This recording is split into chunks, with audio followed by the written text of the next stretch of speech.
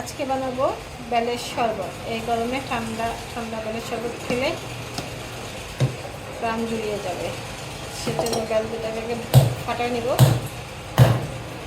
ওরে বাবা, সেই সব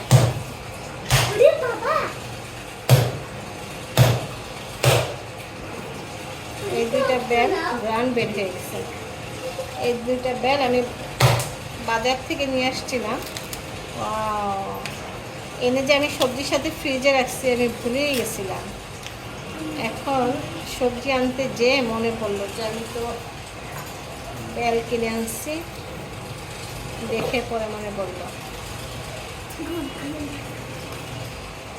কি সুন্দর উঠে আছে, খুব সুন্দর গ্রাম বের হচ্ছে।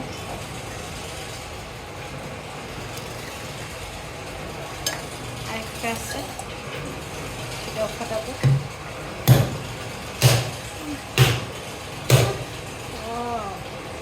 হ্যাঁ, একদম বাইলা বেল, খুব সুন্দর। তো ছবি তুলো।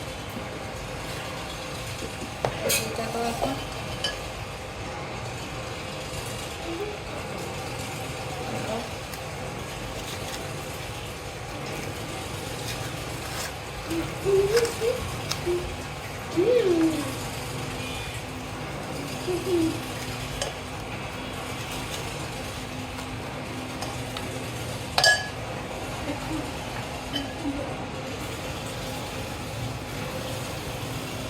পানি দিয়ে আমি এটাকে আগে চিপড়ায় নিব।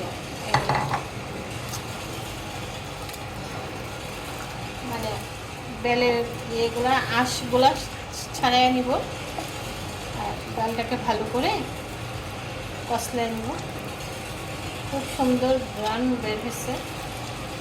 এই গরমে বেলের শরবত, যে ধরনের ঠান্ডা ঠান্ডা জুস খেলে খুব ভালো লাগবে। এর মধ্যে আমি আরও পানি দিব, এক বাটি পানি দিয়ে নিলাম। বেলের শরবত একটু পাতলা খেতে হয়, বেশি ঘন খাওয়া যায় না। এই যে এখন দিয়ে দেবো চিনি। আমি কিন্তু চিপড়ায় ভালো করে এটা ঝরায় নিছি, মানে ছেঁকে নিছি। এখন এটার মধ্যে দিয়ে দিব চিনি। যে যেমন মিষ্টি খায় এটাকে আমি ভালো করে গালায় দেবো।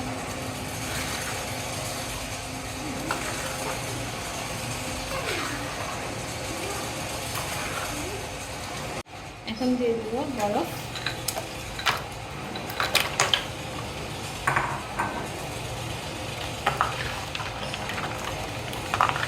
এই গরমে ঠান্ডা ঠান্ডা বেলের শরবত, যে কোনো শরবত, জুস খেলে মন প্রাণ ঠান্ডা হয়ে যাবে।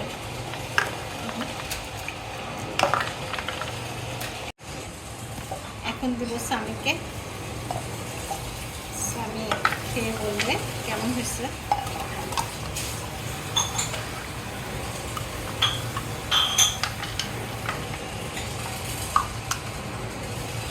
ঠান্ডা ঠান্ডা জুস।